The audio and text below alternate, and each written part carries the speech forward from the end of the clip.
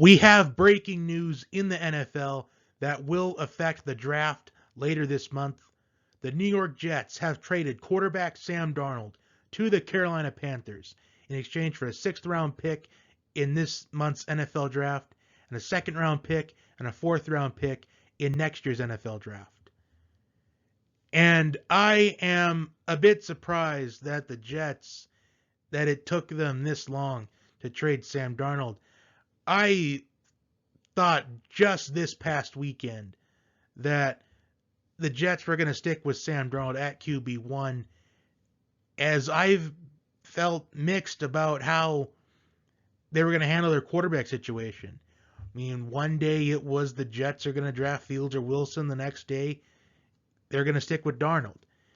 And then maybe at some point, it was they'll take Fields or Wilson, but then it'll be a quarterback battle between Fields, Wilson, or Darnold.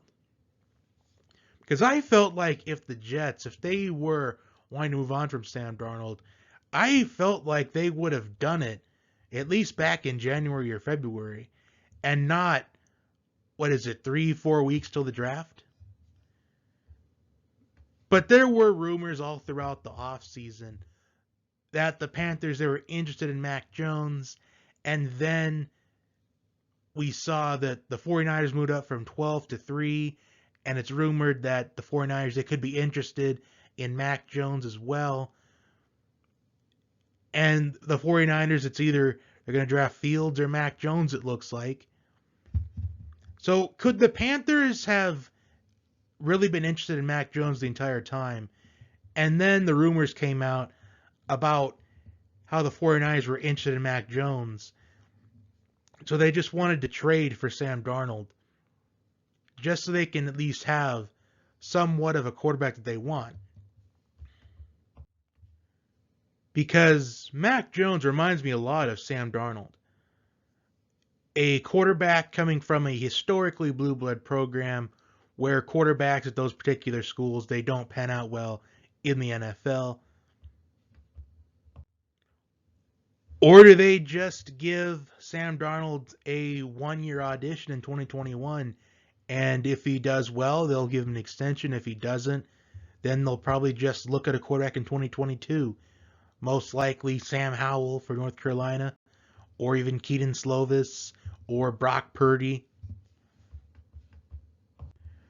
But what this does is it confirms the Jets will be taking either Fields or Wilson with the 2nd overall pick.